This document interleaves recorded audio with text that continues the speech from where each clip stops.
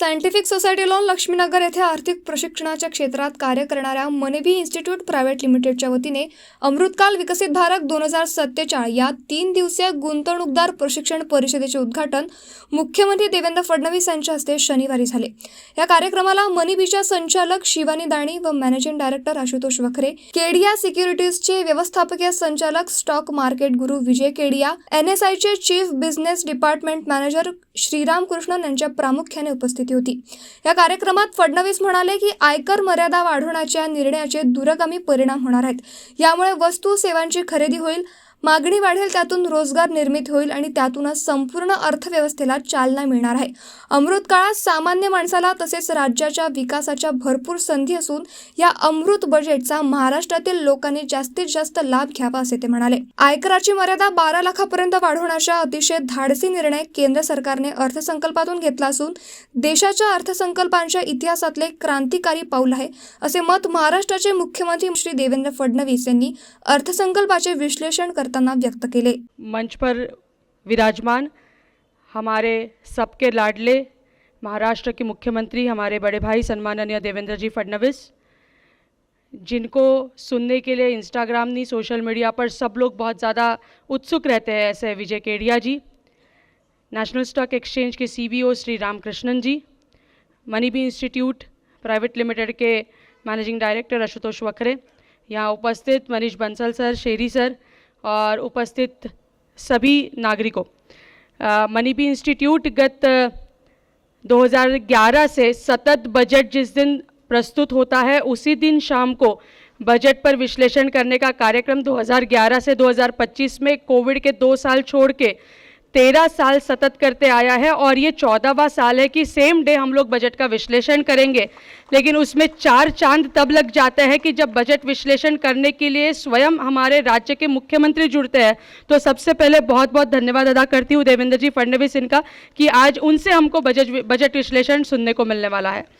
मनीबी institute 2008 में शुरू हुआ था। आज मनीबी इंस्टीट्यूट टीनेजर था, आज 18 साल कंप्लीट करके एक अडल्ट इंस्टीट्यूट के रूप में आया है। गत 18 सालों में हमने बताते हुए बहुत उत्सुकता है कि 1.5 करोड़ यूट्यूब पर हमने 1.5 करोड़ लोगों को अब तक मार्गदर्शन किया है या शिक्षित करने का प्रयास किया है। पूरे भारत में स्टूडेंट्स, इंडस्ट्री प्रोफेशनल्स और इन्वेस्टर्स, इनको सबको मिलके 50 लाख से ऊपर लोगों को मार्गदर्शन और ज्ञानार्जन या फिर ज्ञान बताने का प्रयास सारे इंस्टीट्यूट के अलग अलग शिक्षकों द्वारा कर रहे हैं। और ये सब करते करते नागपुर में मनीबी मंथ, ये देवेंद्र जी का एक सुझाव था कि अलग अलग कार्यक्रम जब हम करते थे तो 2015 में देवेंद्र जी ने बोला कि इसको थोड़ा बड़ा करते, और तब से मनीबी मंथ का ये इतना बड़ा स्वरूप पूरे नागपुर को देखने मिलता है। नागपुर में केवल एक ही बार ऐसे होता है, एक बीच में बड़ा उज्जवल भाई का एक इवेंट छोड़ के, कि जिनको हम टीवी पर देखते हैं वो सभी सितारे नागपुर में हमसे रूबरू होते और हमसे वार्तालाप करते हैं। और इसका पूरा श्रेय यदि किसी को जाता होगा तो वो देवेंद्र जी फडणवीस इनको जाता है, क्योंकि इन्हीं के माध्यम से ये कार्यक्रम को इतना बड़ा स्वरूप प्राप्त हुआ है। आज हम यहाँ पर बजट विश्लेषण पर बात करने आए हैं। मैं प्रास्ताविक करने को यहाँ खड़ी हुई हूँ, लेकिन गत 13 साल से बजट विश्लेषण करने का जो एक थोड़ा सा अनुभव प्राप्त किया है, कुछ 2-4 चीज़ें, क्योंकि मुझे भली भांति इसकी जानकारी की हम सबसे पहले विजय जी और फिर देवेंद्र भाई को सुनने यहाँ पर आए हैं। लेकिन आज का जो बजट है, लैपटॉप पर लीजिएगा, आज का जो बजट है ये 50 लाख करोड़ का बजट है। 50 लाख करोड़ के बजट में सबसे ज़्यादा खुशी हम सबको हुई। पिछले 10 साल में हम सब लोग बोलते थे कि मैडम जी बाकी सब तो ठीक है, लेकिन हमारे लिए क्या। तो आज सबसे पहली चीज़ हम सबके लिए कि 12 लाख रुपए तक आपको और मुझको कोई भी टैक्स देना नहीं है। ये सबसे बड़ा अनाउंसमेंट आज के इस बजट में कि पहले 12 लाख पर, इसमें तालियां बजाने को बोलना भी नहीं पड़ा, अपने आप तालियां आ गई कि हम सब इतने खुश हैं कि पहले 12 लाख तक कोई भी टैक्स नहीं देना पड़ेगा। 50 लाख करोड़ का ये हमारा बजट है। और सबसे इम्पॉर्टेंट चीज़ कि जिसके लिए पूरे बजट में आज बहुत ज़्यादा सब लोग उत्सुक थे कि फिस्कल डेफिसिट के ऊपर जो हमेशा चर्चा होती है, कि यहाँ पर हम देख सकते हैं कि छोटे से फिगर्स, ये 4.9 अनुमान किया था, 4.82 GDP अचीव करने में हम सफल हुए। और ये कोई भी एक्सपेक्ट नहीं किया था आज कि हम लोग 4.42 जीडीपी फिस्कल डेफिसिट अचीव कर पाएंगे, कि हम लोग को जितना पैसा बोरो करना पड़ता है वो कम करना पड़ रहा है, उसकी तुलना में हमारा जीडीपी ज़्यादा रफ्तार से बढ़ रहा है। सो ये अर्थव्यवस्था के लिए बहुत इंपॉर्टेंट होता है, क्योंकि हम सब लोग यही देखते हैं कि कभी भी बजट आता है तो आपके और मेरे लिए क्या, लेकिन कोई भी देश तब बड़ा होता है जब उस देश की अर्थव्यवस्था सही दिशा में जाती है और देश सही दिशा में प्रगति करता है। ये बहुत ज़्यादा उत्साहजनक आंकड़े हैं कि हमारा कैपिटल एक्सपेंडिचर दिन ब दिन बढ़ रहा है, इफेक्टिव रेवेन्यू डेफिसिट दिन ब दिन कम हो रहा है, एफआरबीएम जो था फिस्कल रिस्पॉन्सिबिलिटी बजटरी मैनेजमेंट जो हमने 2004 में जिसके ऊपर काम करना चालू किया था, बाय गॉड्स ग्रेस 2008 तक कंटिन्यू किए, तभी हम रिसेशन में नहीं गए, वापस एफआरबीएम 2 और 3 पर हम लोग काम कर रहे हैं। सो ये बहुत सारी चीज़ें हैं कि जब अर्थव्यवस्था सही दिशा में जा रही है, अर्थव्यवस्था सही हाथों में है, हम फिस्कल डिफिसिट कंट्रोल कर पाए हैं।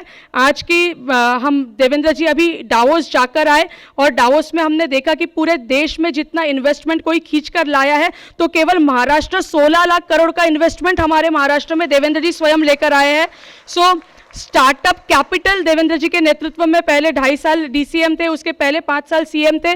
आज बताते हुए बहुत ज़्यादा गर्व महसूस होता है कि महाराष्ट्र पूरे देश का एक स्टार्टअप कैपिटल बन रहा है, और इस बजट में भी 10,000 करोड़ का फंड इस बजट में दिया गया है। पिछले 10 साल में आईआईटी के पूरे नंबर ऑफ सीट्स हो या फिर medical K number of seats हो, हम कंप्लेंट करते थे कि डॉक्टर्स ही नहीं बनते, हमारी आबादी बढ़ रही है, लेकिन पिछले 10 साल में दुगुने से ज़्यादा डॉक्टर के नंबर ऑफ सीट्स मेडिकल के बढ़े हैं, और आने वाले 5 साल में 75,000 नए डॉक्टर्स ज़्यादा बनेंगे जितने रेगुलर बनते। तो बहुत सारी चीज़ें हैं। एक समय था कि जब हम गणेश जी भी आयात करते थे, गणेश जी की मूर्तियाँ भी चाइना से आती थी, हम खिलौने भी चाइना से आयात करते थे, और इस बजट में, पिछले बजट और 2 बजट में भी कंसेक्यूटिव ऐसी सूचनाएँ हैं कि हम लोग अभी टॉय कैपिटल, टॉय हब बनने जा रहे हैं। एक उत्साहजनक बजट पूरे इस हमको आज सारे आंकड़ों से पढ़ने को मिला, देखने को मिला। ज़्यादा विश्लेषण देवेंद्र जी करेंगे। मनी बी इन्स्टिट्यूटच्या वतीनं आयोजित अमृतकाल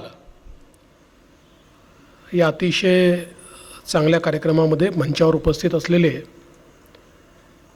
श्री विजय केडियाजी, श्री रामकृष्णनजी, ज्यांनी हा कार्यक्रम आयोजित केला, ते आशुतोष वखरे आणि शिवानी दाणी वखरे, मंचावरील सर्व मान्यवर, समोर बसलेले सर्व मान्यवर आणि या ठिकाणी उपस्थित सर्व भगिनी आणि बंधूंनो, मी शिवानीचं आणि आशुतोषचं अतिशय मनापासून अभिनंदन करीन की गेले अनेक वर्ष सातत्याने ज्या दिवशी केंद्राचं बजेट मांडलं जातं त्याच दिवशी त्या बजेटचं विश्लेषण होईल असा कार्यक्रम ते आयोजित करतात, आणि विशेषतः गेल्या 1 दशकापेक्षा देखील जास्त काळात नागपूर आणि विदर्भातील सामान्य जनांना फायनान्शियल लिटरसीमध्ये अतिशय चांगल्या प्रकारे लिटरेट करण्याचं काम हे मनीबीच्या विविध कार्यक्रमांच्या माध्यमातून झालं। देशभरातले इन्व्हेस्टर्स किंवा इन्व्हेस्टमेंट कशी करावी याचं विश्लेषण करणारे वक्ते हे सातत्याने नागपूर आणि विदर्भातील लोकांना या ठिकाणी उपलब्ध करून देण्याचं काम हे त्यांनी केलं, आणि म्हणूनच आज मला असं वाटतं की एक मोठी टीम ज्यांना बजेटमध्ये इंटरेस्ट आहे, ज्यांना इन्व्हेस्टमेंट कशी केली पाहिजे हे समजतं, स्टॉक मार्केट काय आहे याची माहिती आहे, अशी टीम उभी राहिली आहे। आणि आज आपण ज्या प्रकारच्या अमृत काळात जातोय, या अमृत काळामध्ये फायनान्शियल लिटरसी ही अत्यंत महत्त्वाची आहे।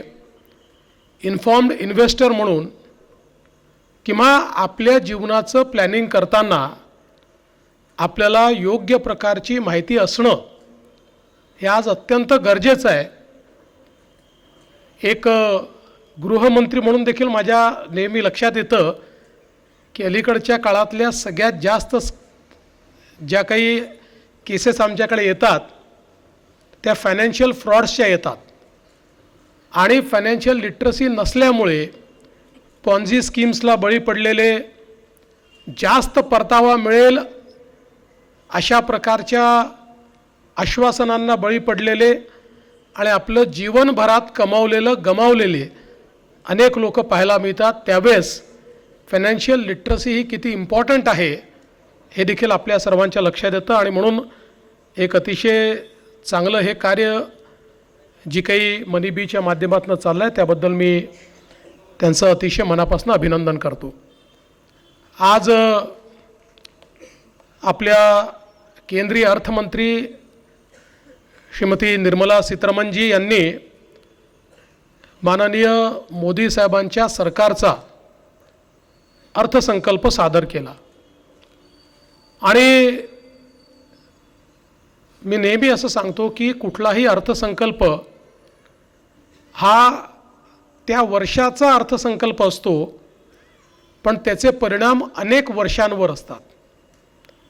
त्यामुळे अर्थसंकल्प हा एका वर्षाचा म्हणून सोडून देता येत नाही, तर त्या अर्थसंकल्पातनं जो काही नाद उमटतो त्यातनं जे काही परिणाम तयार होतात ते अनेक वर्षांपर्यंत ते परिणाम हे आपल्याला त्या ठिकाणी पाहायला मिळतात.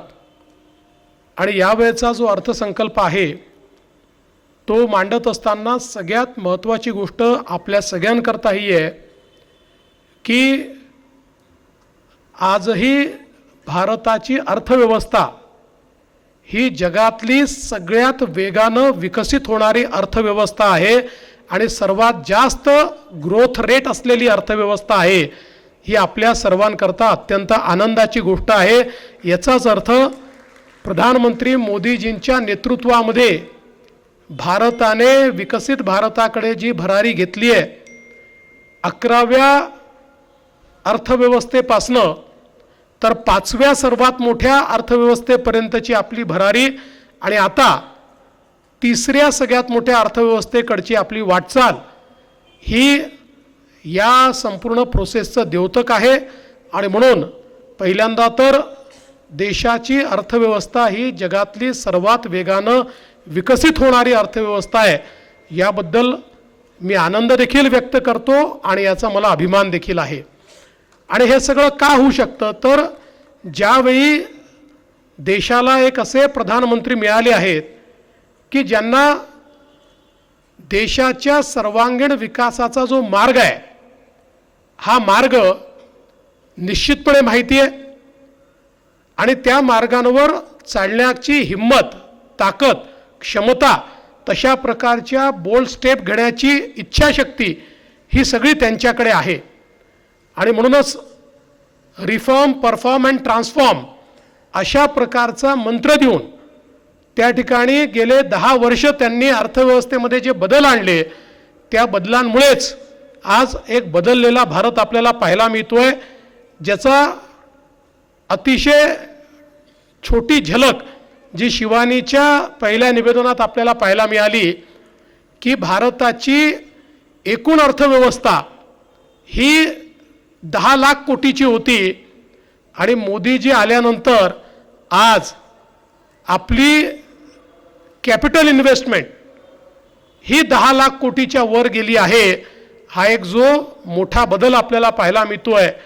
म्हणजे पायाभूत सुविधांवर 1 लाख कोटी रुपये खर्च करणारा 2013-14चा भारत आज जवळपास 11 लाख कोटी रुपये पायाभूत सुविधांवर खर्च करतोय. ही मला असं वाटतं की एक फार मोठी गगनभरारी भारताने घेतलेली आहे. आणि म्हणूनच भारतामध्ये आज मोठ्या प्रमाणात इन्फ्रास्ट्रक्चर तयार होताना दिसतंय आणि मोठ्या प्रमाणात जॉब्स देखील तयार होताना दिसत आहेत, कारण ही भरारी आपण त्या ठिकाणी घेऊ शकलेलो आहे. खरं तर मोदीजींनी आणि निर्मलाजींनी हा अर्थसंकल्प मांडताना 4 घटकांचा प्रामुख्याने विचार केलेला आहे. आणि आपण जर बघितलं तर हे 4 घटक हे संपूर्ण भारताला रिप्रेझेंट करतात, ज्याच्यामध्ये गरीब आहे, ज्याच्यामध्ये युवा आहे, ज्याच्यामध्ये अन्नदाता म्हणजे आमचा शेतकरी आहे आणि ज्याच्यामध्ये महिला आहेत. हे 4 घटक असे आहेत की या घटकांमध्ये सगळे घटक आपण मोडू शकतो आणि म्हणून या 4 घटकांना एक प्रकारे समर्पित अशा प्रकारचा हा अर्थसंकल्प या ठिकाणी सादर झाला आहे. आणि जवळपास 10 क्षेत्र प्रामुख्याने हा अर्थसंकल्प त्या ठिकाणी कव्हर करतोय, ज्याच्यामध्ये प्रामुख्याने शेती विकास आणि उत्पादकता, ग्रामीण समृद्धी आणि शाश्वतता, MSME जे आपलं सगळ्यात महत्त्वाचं क्षेत्र आहे, लघु सूक्ष्म आणि मध्यम उद्योग त्यांना अधिकची मदत करणं, गुंतवणूक वाढवून मेक इन इंडियाला पुढे नेणं, रोजगार आधारित विकास, कारण आपल्याकडे डेमोग्राफी अशी आहे की युवांची संख्या मोठी आहे, त्यामुळे रोजगार आधारित विकास आणि विशेषतः केवळ अर्थव्यवस्थेची गुंतवणूक नाही तर नागरिकांमध्ये देखील गुंतवणूक करणं म्हणजे मानव संसाधन तयार करणं, नाविन्यपूर्ण गुंतवणूक करणं. यासोबत कुठलीही अर्थव्यवस्था ही ज्यावेळेस विस्तारित होते त्याच्या विस्ताराकरता सगळ्यात महत्त्वाची गोष्ट काही असेल तर ऊर्जेची उपलब्धता. जसं व्यक्तीलाही जास्त क्षमतेने काम करायचं असेल तर जास्त ऊर्जा लागते, तशीच अर्थव्यवस्थेच्या विस्ताराला मोठ्या प्रमाणात ऊर्जा लागते. त्यामुळे ऊर्जा स्वयंपूर्णता किंवा योग्य प्रकारे ऊर्जा पुरवठा होईल. एकच उदाहरण सांगतो की 2025च्या तुलनेत 2030 साली महाराष्ट्राचा विचार केला तर महाराष्ट्राची ऊर्जेची मागणी ही पुढच्या 5 वर्षामध्ये आजच्या 70% वाढणार आहे. इतक्या मोठ्या प्रमाणात ऊर्जा पुरवठा आणि ऊर्जा ही एका दिवसात आपल्याला तयार करता येत नाही, त्यामुळे विकासाकरता ती एक महत्त्वाचा घटक आहे, त्याचा विचार याच्यामध्ये करण्यात आलेला आहे. आणि सगळ्यात महत्त्वाचं की अमृत काळाचा भारत हा बदलणारा भारत आहे आणि बदलणाऱ्या भारतामध्ये नाविन्यता, आपण स्टार्टअप इकोसिस्टीम म्हणू शकतो, आपण AI इकोसिस्टीम म्हणू शकतो, या सगळ्या गोष्टी, कारण आपलं जॉब मार्केट हे मोठ्या प्रमाणात बदलतं आहे, आपल्या संधी देखील बदलत आहेत, त्याच्या अनुरूप एक इकोसिस्टीम तयार करायची, अशा 10 महत्त्वाच्या गोष्टींवर या ठिकाणी या अर्थसंकल्पामध्ये भर देण्यात आलेला आहे. शेतीचं जे क्षेत्र आहे या क्षेत्रामध्ये विशेषतः उत्पादकता वाढवणे, केवळ उत्पादन वाढवून चालणार नाही तर उत्पादकता वाढली पाहिजे. याचा अर्थ एका एकरामध्ये आपण किती गोष्टी किंवा किती धान्य उगवतो हे अत्यंत महत्त्वाचं आहे. आणि म्हणून उत्पादकतेमध्ये भारताची कुठेतरी आपण जर जगाशी तुलना केली तर आपण उत्पादकतेमध्ये कमी आहोत. मग कापसाचं उत्पादन जर आपण बघितलं तर कापसाचं उत्पादनामध्ये कदाचित जगात आपला नंबर असेल, पण हेक्टरी उत्पादकतेमध्ये मात्र आपण फार खाली आहोत. आणि म्हणून मोठ्या प्रमाणामध्ये उत्पादकता वाढवण्याच्या दृष्टीनं देशातले 100 जिल्हे ज्याच्यात उत्पादकता कमी आहे त्या ठिकाणी बियाण्यांच्या कार्यक्रमापासून तर सिंचनाच्या योजनेपर्यंत संपूर्ण एकात्मिक कार्यक्रम हा राबवण्यात येणार आहे, ज्या एकात्मिक कार्यक्रमामुळे उत्पादकता वाढेल आणि त्यामुळे शेतकऱ्यांचं उत्पादन देखील किंवा शेतकऱ्यांना मिळणारं रिअलायझेशन देखील हे मोठ्या प्रमाणात वाढेल. त्याचा जवळपास या ठिकाणी 1 कोटीपेक्षा जास्त शेतकऱ्यांना थेट फायदा मिळेल अशा प्रकारची योजना ही तयार करण्यात आली आहे, ज्याच्यामध्ये साठवण क्षमता देखील आपण वाढवतो. 2 महत्त्वाचे मिशन हे आपण आता हातामध्ये घेण्याचा निर्णय घेतला आहे, ज्याच्यामध्ये आजही विशेषतः डाळींमध्ये, तेलबियांमध्ये आपली स्वयंपूर्णता नाही, मोठ्या प्रमाणात आपल्याला वेळोवेळी इम्पोर्ट करावं लागतं आणि म्हणून त्याच्यामध्ये आपल्याला शाश्वतता आणता येईल आणि स्वयंपूर्णता आणता येईल याकरता एक 6 वर्षाचं मिशन हातामध्ये घेण्यात आलेलं आहे, ज्या मिशनमध्ये डाळींची उत्पादकता आपण वाढवणार आहोत, उत्पादन आपण वाढवणार आहोत आणि सगळ्यात महत्त्वाचं काय आहे तर डाळ ही शेतकऱ्यांना एक कॅश क्रॉपसारखं त्या ठिकाणी फायदा देते. पण आजच्या घडीला केंद्र सरकार केवळ डाळीच्या खरेदीच्या संदर्भात मार्केट इंटरव्हेन्शन करतं, म्हणजे 25% खरेदी केंद्र सरकार करतं जेणेकरून डाळीचे हमी भावापेक्षा कमी भाव होऊ नयेत. पण आता केंद्र सरकारने ठरवलं आहे की 100% खरेदी केंद्र सरकार करणार आहे. त्यामुळे हमी भावावर 100% खरेदीची हमी केंद्राने दिल्यामुळे डाळीचं उत्पादन देखील वाढेल आणि डाळीतनं शेतकऱ्यांना देखील मोठ्या प्रमाणात आपली इन्कम वाढवण्याकरता त्यातनं फायदा मिळेल. एक हे चांगलं मिशन 6 वर्षाचं हातामध्ये घेतलं आहे. 5 वर्षाचं कापसाचं मिशन हातामध्ये घेतलेलं आहे आपल्या महाराष्ट्राकरता. कारण आपला विशेषतः विदर्भ, मराठवाडा आणि उत्तर महाराष्ट्रात आपल्याकडे जवळपास 55 लाख हेक्टर जमिनीवर आपण कापूस करतो आणि म्हणून कापसाकरता हे जे मिशन हातामध्ये घेतलं आहे लॉंग स्टेपल कापूस, हा एक अत्यंत महत्त्वाचं मिशन आपल्याकडे 5 वर्षाकरता हे हातात घेण्यात आलेलं आहे. आणि त्याला मग पुढे टेक्स्टाईलपर्यंतचं जे मिशन आहे हे मिशन हातामध्ये घेतलेलं आहे. आणि हे सगळं करत असताना जी किसान क्रेडिट कार्डची मर्यादा होती 3 लाखापर्यंत शून्य व्याजदराने जे कर्ज दिलं जायचं ते आता 5 लाखापर्यंत शेतकऱ्यांना कुठलाही व्याजदर लागणार नाही. आणि मासेमारी करणाऱ्यांना देखील 5 लाखापर्यंतचं कर्ज हे बिनव्याजी या ठिकाणी मिळेल. असा एक अत्यंत महत्त्वाचा निर्णय हा केंद्र सरकारने या ठिकाणी घेतलेला आहे ज्याचा शेतकऱ्यांना फायदा होईल. याच्या व्यतिरिक्त जवळपास 1 लाख कोटी रुपयाची सबसिडी आपण खतांवर देतोय. नवीन खतांचा कारखाना त्या ठिकाणी सुरू होतोय. अनेक गोष्टी शेती क्षेत्रातल्या आहेत. मी प्रामुख्यानं काही गोष्टींचा उल्लेख हा या ठिकाणी करतोय. यासोबत MSME करता देखील या अर्थसंकल्पाने मोठ्या प्रमाणात तरतुदी केल्या आहेत. MSMEचं क्षेत्र आपल्या उत्पादनाच्या क्षेत्रामध्ये त्याचा एक जवळपास 36% वाटा आहे.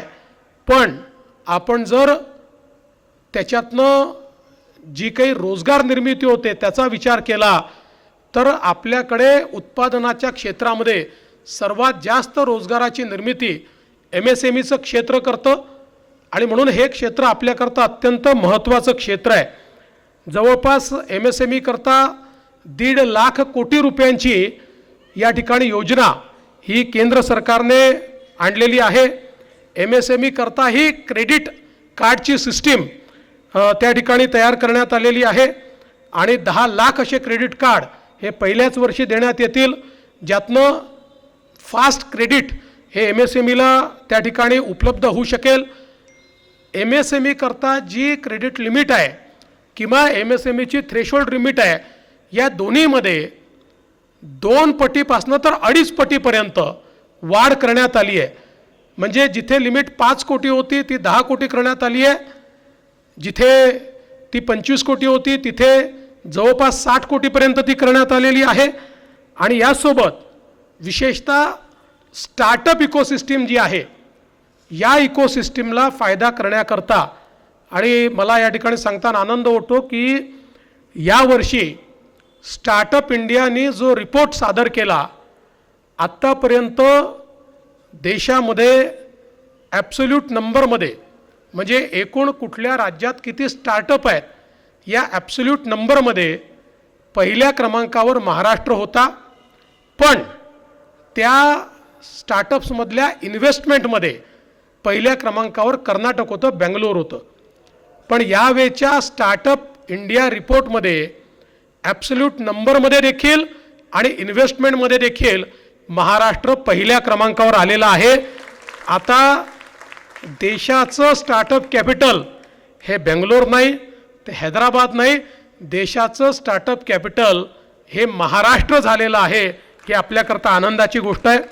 आणि विशेषतः या स्टार्टअप करता आता जवळपास 20 कोटीपर्यंत या ठिकाणी त्याची जी काही लिमिट आहे कर्जाची ती वाढवण्यात आली आहे. आणि त्याच्याकरता जी काही गॅरंटी शुल्क आहे हे 1% आणण्यात आलेलं आहे.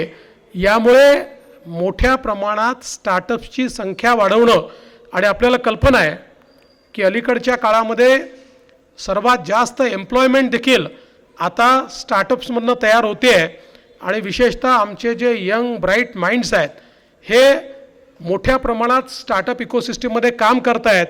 आणि पूर्वी ही इकोसिस्टीम मुंबई पुण्यापुरतं मर्यादित होती, पण आता Tier 2 Tier 3 सिटीजमधनं मोठ्या प्रमाणात स्टार्टअप तयार होत आहेत. शेतीच्या क्षेत्रामध्ये मोठ्या प्रमाणात स्टार्टअप तयार होत आहेत.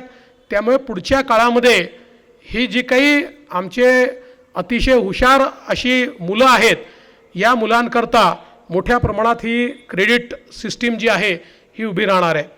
यासोबत महिलांकरता, अनुसूचित जाती आणि अनुसूचित जमातीकरता एक नवीन स्टार्टअप इकोसिस्टीम तयार करण्यात आली आहे.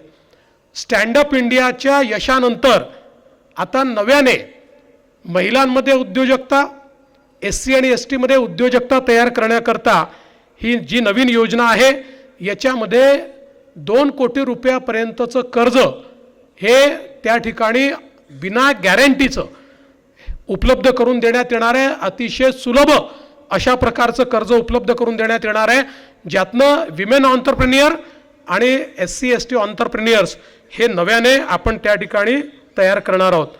यासोबत लेदर उद्योगाकरता देखील अनेक सवलती त्या ठिकाणी देण्यात आलेल्या आहेत, ज्यातनं जवळपास 25 लाख नवीन रोजगाराची निर्मिती होईल असा प्रयत्न करण्यात आलेला आहे. आणि हे सगळं करत असताना आज रोजगाराकरता आणि इन्व्हेस्टमेंट करता जे क्षेत्र महत्त्वाचं ठरतं आहे ते सगळे ग्रीन इंडस्ट्री आणि clean industry, clean tech, green tech या 2 गोष्टी अत्यंत महत्त्वाच्या झालेल्या आहेत. कारण जगभरातनं आता जे काही इन्व्हेस्टमेंट येत आहेत, फंडिंग येत आहे, मग इलेक्ट्रिक व्हेकलमध्ये असेल, वेगवेगळ्या प्रकारच्या क्लीन टेकमध्ये असेल, एक खूप मोठी इकोसिस्टीम याची तयार होते आहे. आणि मी हे देखील आपल्याला सांगितलं पाहिजे की मध्यंतरीच्या काळामध्ये लोक असं म्हणायचे की इलेक्ट्रिक व्हेकल EVचं जे काही कॅपिटल आहे हे चेन्नई झालं आहे किंवा ते तमिळनाडू झालं आहे. पण मी आपल्याला दाव्याने सांगतो की आत्ता ज्या इन्व्हेस्टमेंट आपल्याकडे आल्या आहेत, या इन्व्हेस्टमेंट रिअलाईज झाल्यानंतर इलेक्ट्रिक व्हेकलचं देखील कॅपिटल हे महाराष्ट्रच होतं आहे. आणि जवळपास सगळ्यात जास्त इलेक्ट्रिक व्हेकलमध्ये इन्व्हेस्टमेंट आपल्याकडे येते. आज याच्यामुळे बॅटरीज असतील किंवा वेगवेगळ्या प्रकारचे इक्विपमेंट्स असतील, याची जी इकोसिस्टीम तयार होते त्यातनं मोठ्या प्रमाणात जॉब्स क्रिएट होणार आहे. आणि म्हणून या सगळ्या गोष्टींना मोठ्या प्रमाणात इन्सेंटिव्हाइज करण्याचं काम या अर्थसंकल्पामध्ये झालं आहे. मग त्याच्यामध्ये लिथियम आयन बॅटरीज ज्या असतील त्याच्या संदर्भातल्या काही फार चांगल्या तरतुदी याच्यामध्ये आलेल्या आहेत. मला असं वाटतं की यातनं खूप मोठ्या प्रमाणात रोजगाराची निर्मिती होईल आणि MSME सेक्टरला या ज्या काही न्यू टेक्नॉलॉजीज आहेत या न्यू टेक्नॉलॉजीजमध्ये इन्व्हेस्टमेंट करता खूप मोठ्या प्रमाणात फायदा मिळेल. आणि त्या संदर्भातली एक इकोसिस्टीम हा अर्थसंकल्प तयार करतो आहे. एक नॅशनल मॅन्युफॅक्चरिंग मिशन सुरू होत आहे की ज्या मिशनच्या माध्यमातून भारताला मॅन्युफॅक्चरिंगच्या क्षेत्रामध्ये आपण त्या ठिकाणी मोठ्या प्रमाणात समोर आणण्याचा प्रयत्न करतो आहे. आज एक संधी आपल्याला चालून आली आहे.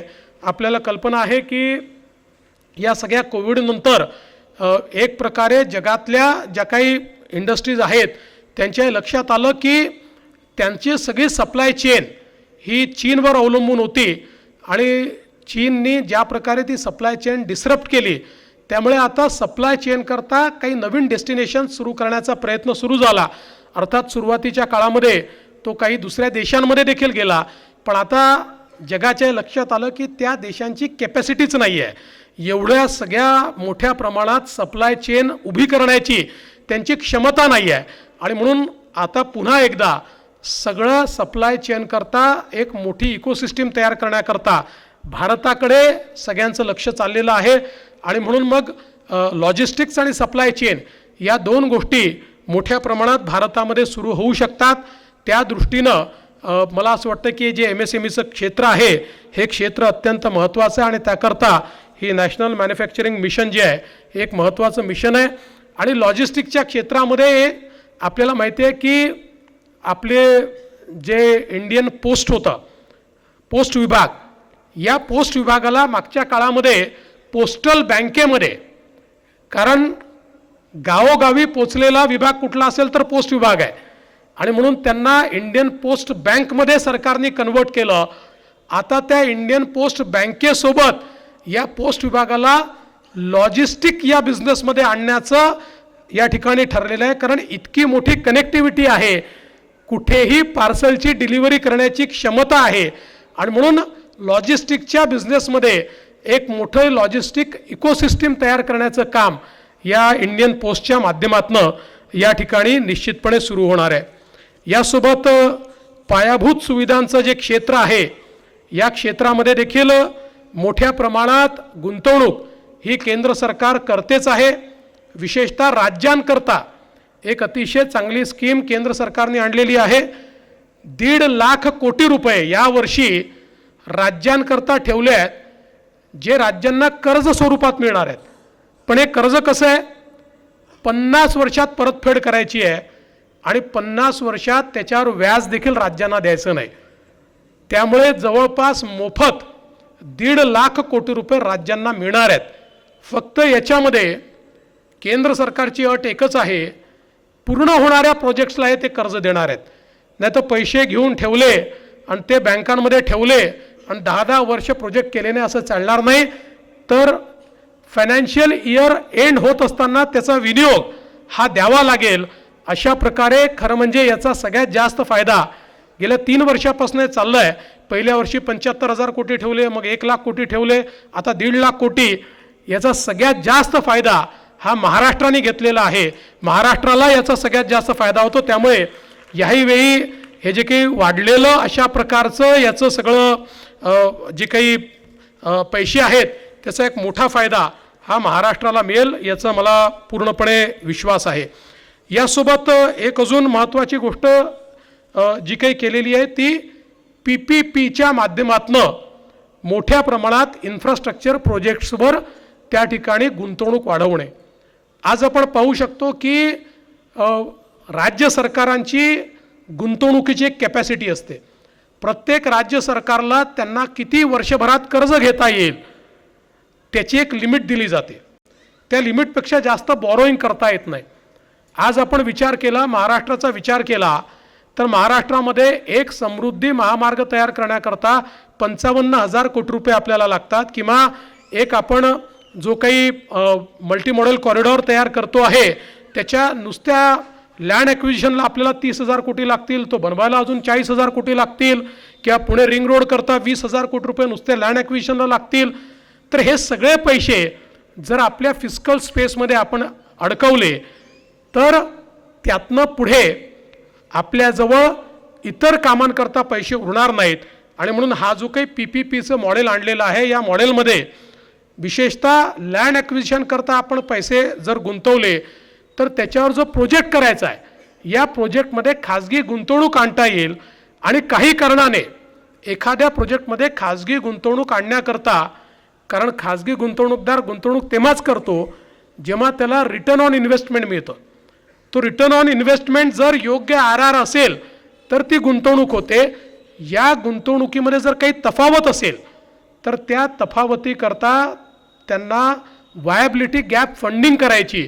याकरता एक कोश, एक पाईपलाईन ही केंद्र सरकारने इन्फ्रास्ट्रक्चरची तयार केली आहे की ज्या पाईपलाईनचा उपयोग करून अशा प्रकारचं फंडिंग करता येईल. यामुळे वर्षाला जर आपण 10,000 कोटी, 20,000 कोटी किंवा 50,000 कोटीचे प्रोजेक्ट घेऊ शकत होतो तर या मार्गाचा अवलंब करून आपण त्याच्या दुप्पट किंवा 2.5 पट आता प्रोजेक्ट घेऊ शकू. अशा प्रकारची एक ही व्यवस्था केंद्र सरकारने इन्फ्रास्ट्रक्चर प्रोजेक्ट करता आपल्याला उपलब्ध करून दिलेली आहे. यासोबत एक ॲसेट मॉनेटायझेशन प्लॅन हा आता केंद्र सरकारने मांडला आहे. पुढच्या 5 वर्षामध्ये त्यातनं 10 लाख कोटी रुपये मिळवायचा प्रयत्न आहे. ॲसेट मॉनेटायझेशनचा अर्थ काय आहे तर एक साधं उदाहरण सांगतो की समृद्धी महामार्ग आता आपण पूर्ण केला, त्याच्यावर आपल्याला 55,000 कोटी रुपये मिळाले. आता याला आपण जर मॉनिटाईज केलं, सिक्युरिटाईज केलं, इन्व्हिट केलं, वेगवेगळे जे प्रकार आहेत तर जे जगातले फंड आहेत हे फंड हा रस्ता विकत घेतात. रस्ता विकत घेतात म्हणजे रस्ता विकत नाही घेत, त्याच्यावरचे टोलचे राईट जे आहेत ते विकत घेतात. आणि त्यांना त्याचा फायदा काय होतो तर त्यांच्याकडे जे काही पैसे आहेत हे पैसे त्यांनी बँकेत गुंतवलं तर त्यांना किती पैसे मिळतील? 4%, 3%, 5% याच्यावर पैसा त्यांना मिळणार नाही. पण त्यांनी समजा पेन्शन फंड आहे तर त्यांना पेन्शन फंडमध्ये 8% द्यायची आहेत. आता 8% द्यायचे आहेत आणि 5%त गुंतवलं तर त्यांचं नुकसान होईल. त्यामुळे त्यांना असे प्रोजेक्ट्स लागत असतात की ज्याच्यावर त्यांना एन्युटी येत राहील, त्यांना एक प्रकारे गुंतवलेल्या पैशांवर 10%, 12%, 15%, 17% मिळत राहतील. आणि म्हणून मग असे जे फंड्स आहेत ते अशा प्रकारचा पैसा गुंतवतात. म्हणजे आजपासून 3-4 वर्षापूर्वी जेव्हा समृद्धीचं काम जवळपास पूर्ण होत होतं त्याच काळामध्ये समृद्धीकरता LICने 35,000 कोटी रुपये आम्ही देऊन त्याचे राईट्स विकत घेऊ शकतो असं सांगितलं होतं. पण तेव्हा काम पूर्ण झालं नव्हतं, आपण ते केलं नव्हतं. मला विश्वास आहे की आता समृद्धीचं काम पूर्ण ज्यावेळेस आपण करू त्यावेळी आपल्याला आपण जेव्हा त्याचं सिक्युरिटायझेशन करू किंवा इन्व्हेस्ट करू तर आपल्याला कदाचित 60-65 हजार कोटी रुपये त्यातनं मिळतील. त्याचा परिणाम काय होईल तर लावलेले पैसे बाहेर निघाल्यामुळे आपलं ॲसेटचं मॉनिटायझेशन झाल्यामुळे तेवढे पैसे इतर ॲसेट क्रिएट करण्याकरता आपल्याला मिळतील. अशा प्रकारे ॲसेटचं मॉनिटायझेशन करून 10 लाख कोटी रुपये हे केंद्र सरकार या ठिकाणी उभं करणार आहे, ज्यातनं अजून 10 लाख कोटीचे नवीन ॲसेट्स हे आपल्याला त्या ठिकाणी तयार करता येतील. त्यासोबत केंद्र सरकारने विशेषतः एक अर्बन चॅलेंज फंड तयार केला आहे.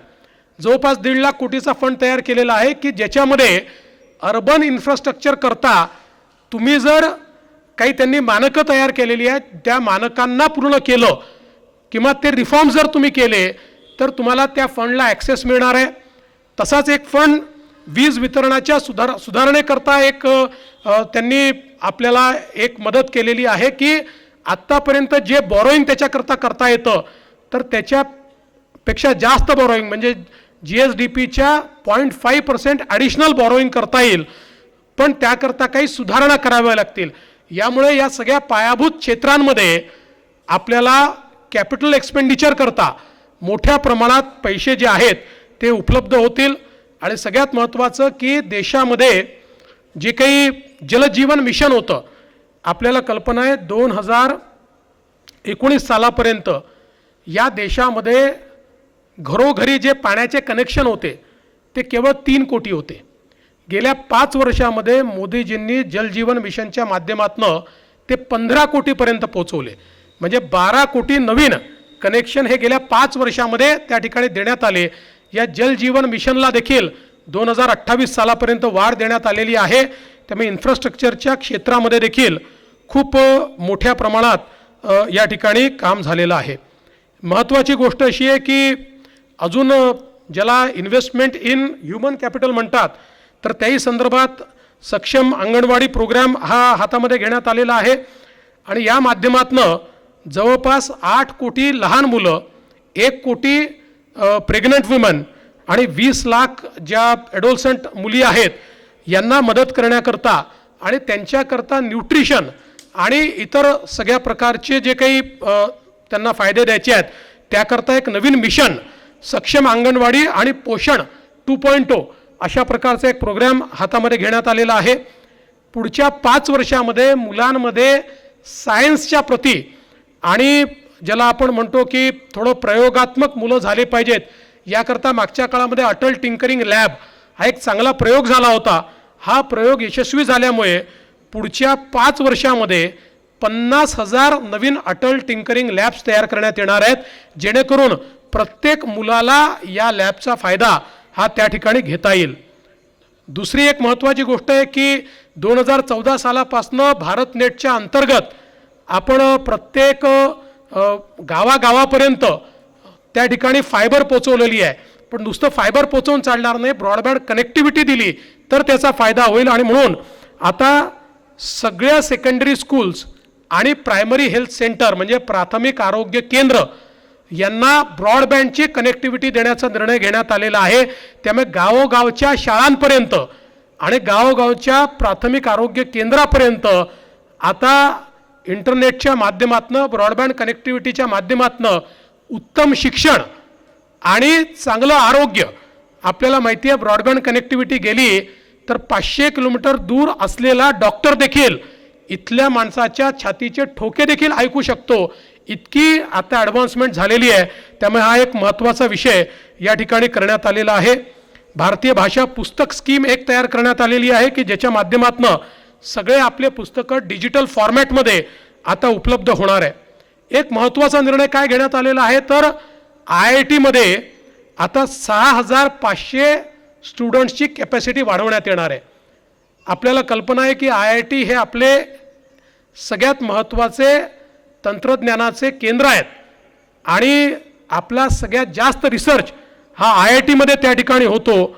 आणि आता मोदीजींनी 23 IITsच्या माध्यमातून 2014च्या तुलनेमध्ये जवळपास त्यांची इंटेक क्षमता दुप्पट केली आहे. 2014 साली आपले सगळे IIT मिळून 65,000 स्टुडंट्सचा इंटेक होता.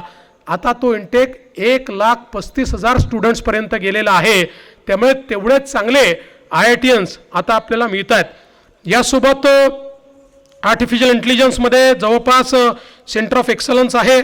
त्यानंतर जवळपास आपण या ठिकाणी 10,000 ॲडिशनल सीट्स या मेडिकल कॉलेजेसमध्ये निर्माण करतो आहोत. कॅन्सर केअरमध्ये आता आपल्याला माहिती आहे की कॅन्सरने एक एपिडेमिकचं परिस्थिती कॅन्सरमध्ये आलेली आहे.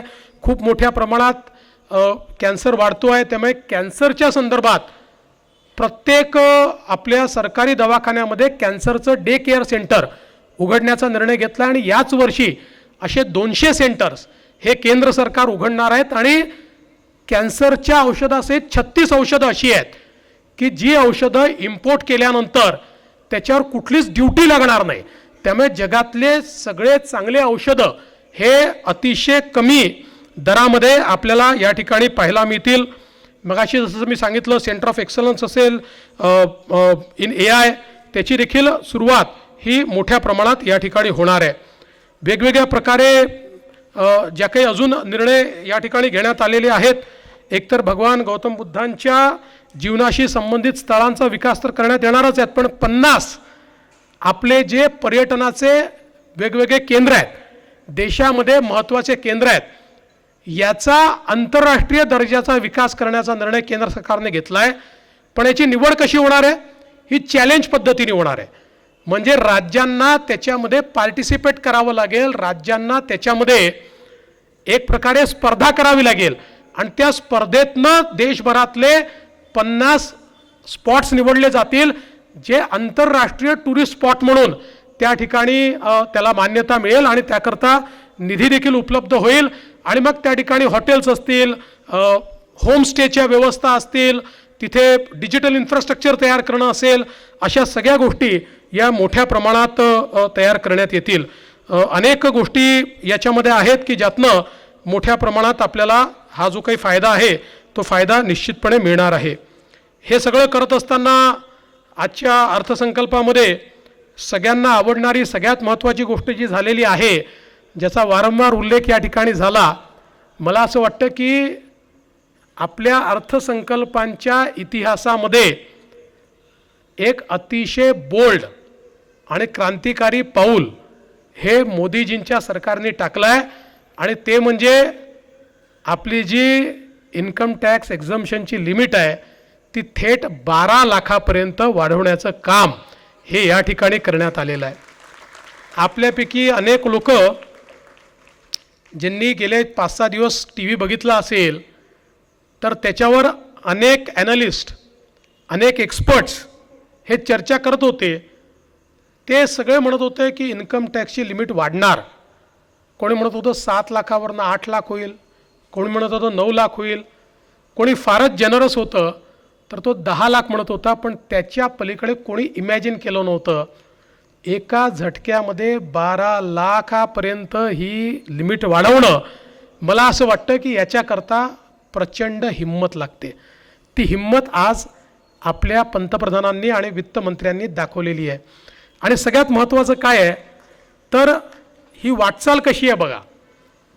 2014मध्ये नवीन सरकार आल्यानंतर मोदीजींनीच ही लिमिट 2.5 लाख केली, मग मोदीजींनीच ही लिमिट 5 लाख केली, मग मोदीजींनीच 23मध्ये ही लिमिट 7 लाख केली आणि आता ती लिमिट 12 लाखांवर नेलेली आहे. म्हणजे एक प्रकारे मध्यम वर्ग जो आहे, या मध्यम वर्गाचा स्वतंत्र भारताच्या इतिहासामध्ये कोणी जर खरोखर आपल्या बजेटमध्ये विचार केला असेल तर तो मोदीजींनी केला आहे. हे जर मी म्हटलं तर ते वावगं ठरणार नाही. या देशामध्ये अनेक लोक या संदर्भातली आर्थिक संकल्पना मांडायचे, त्याच्या पाठीमागे जे काही अर्थकारण ते मांडायचे, पण कुठल्या सरकारची हिंमत नव्हती. म्हणजे साधारणपणे आता ही जी काही सूट दिलेली आहे, या सुटीमुळे आपल्याला या ठिकाणी कल्पना आहे की मोठ्या प्रमाणात केंद्र सरकारला त्यांच्या रेव्हेन्यूमध्ये नुकसान होणार आहे. जवळपास 1,10,000 कोटी रुपये जे केंद्र सरकारच्या तिजोरीत आले असते ते आता तुमच्या आणि माझ्या खिशात येणार आहे.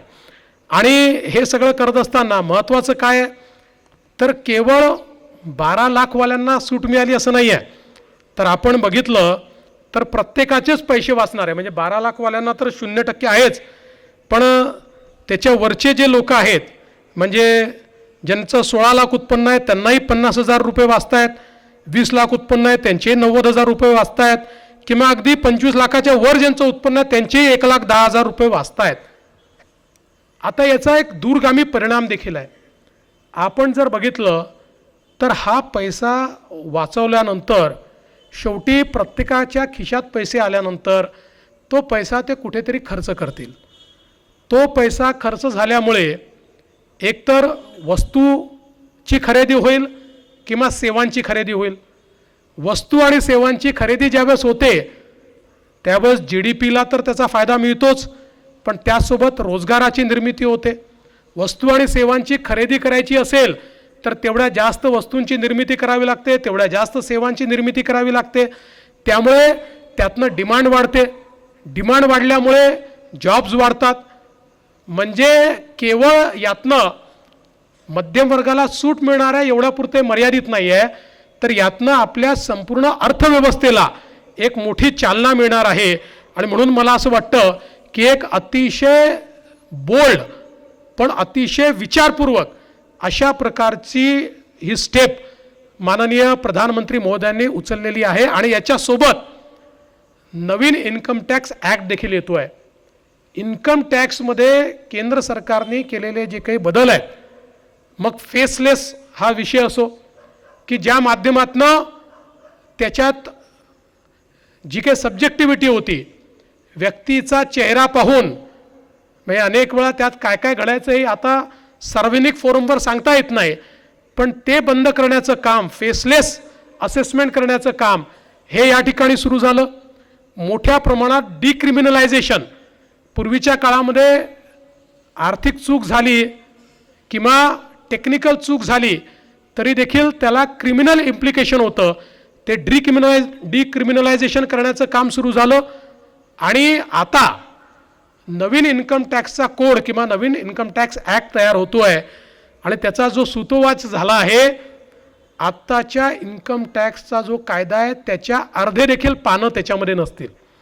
म्हणजे अतिशय सुटसुटीत आणि ज्याला आपण म्हणू शकतो की ॲम्बिग्युइटी नसलेला अशा प्रकारचा नवीन कायदा इतक्या वर्षाच्या नंतर देशामध्ये येतो आहे.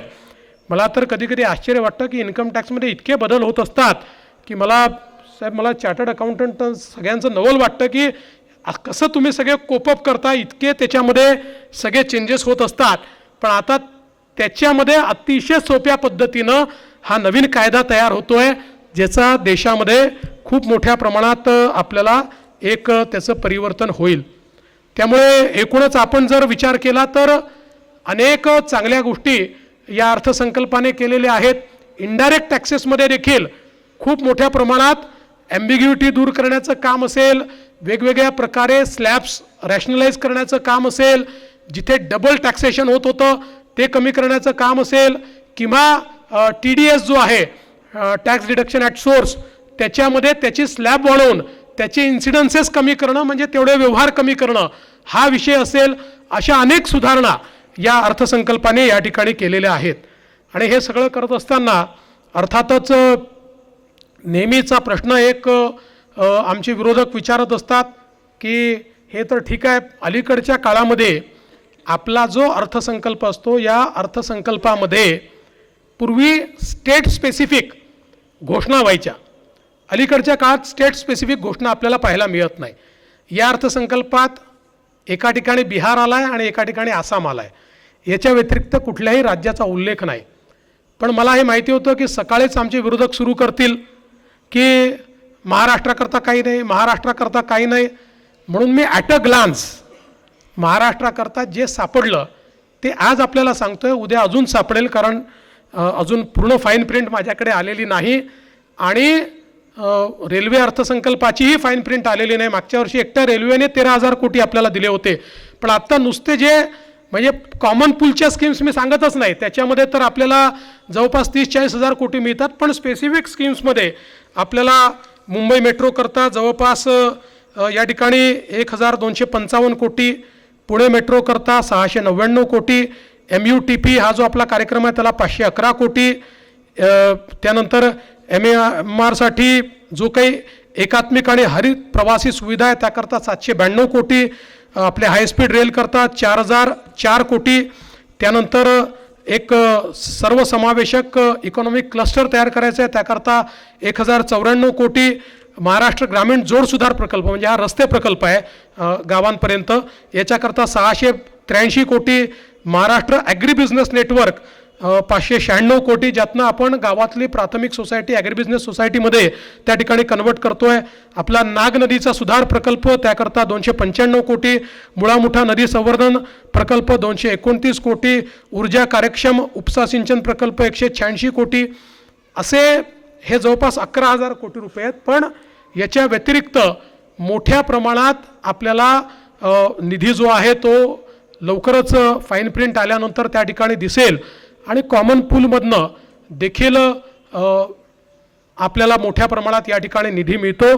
त्यामुळे मला असं वाटतं की महाराष्ट्राला काय मिळालं तर मी हे निश्चितपणे सांगेन की महाराष्ट्राला तर मिळालेलंच आहे, पण इन्कम टॅक्समध्ये मिळालेली सूट ही महाराष्ट्रातल्याही मध्यम वर्गाला मिळालेली सूट आहे. त्यामुळे या बजेटमध्ये कुठल्या राज्याला काय मिळालं यापेक्षा भारतातल्या प्रत्येक व्यक्तीला दिलासा या बजेटने दिलेला आहे, असं जर मी या ठिकाणी म्हटलं तर ते काही वावगं होणार नाही. आणि म्हणून मला असं वाटतं की अमृत काळामध्ये जो भारताचा विकास आहे त्या विकासाची संधी सामान्य माणसाला मिळावी, ती समाजातल्या शेवटच्या व्यक्तीला मिळावी आणि ती प्रत्येक राज्याला मिळावी, अशा प्रकारचं लेवल प्लेइंग फील्ड हे या अर्थसंकल्पाने तयार केलेलं आहे. आता राज्यांना हा प्रयत्न करावा लागेल की आपण यापैकी अधिकाधिक योजनांचा लाभ कसा घेऊ शकू आणि आपल्या राज्याला कशा प्रकारे पुढे नेऊ शकू. महाराष्ट्राच्या माध्यमातून मी आश्वस्त करू इच्छितो की जे अमृत काळाचं अमृत बजेट आहे याचा जास्तीत जास्त लाभ महाराष्ट्र घेईल आणि विकसित महाराष्ट्राकडे आपण अग्रसर होऊ, एवढंच या निमित्ताने बोलतो. पुन्हा एकदा माननीय मोदीजींचं मनापासून अभिनंदन करतो आणि त्यासोबत मनीबी ज्यांनी ही संधी मलाही उपलब्ध करून दिली त्याबद्दल त्यांचे आभार मानतो. आणि आपण सगळ्यांनी शांतपणे माझं बोलणं ऐकून घेतलं त्याबद्दल आपलेही आभार मानून माझे 2 शब्द संपवतो. धन्यवाद. जय हिंद.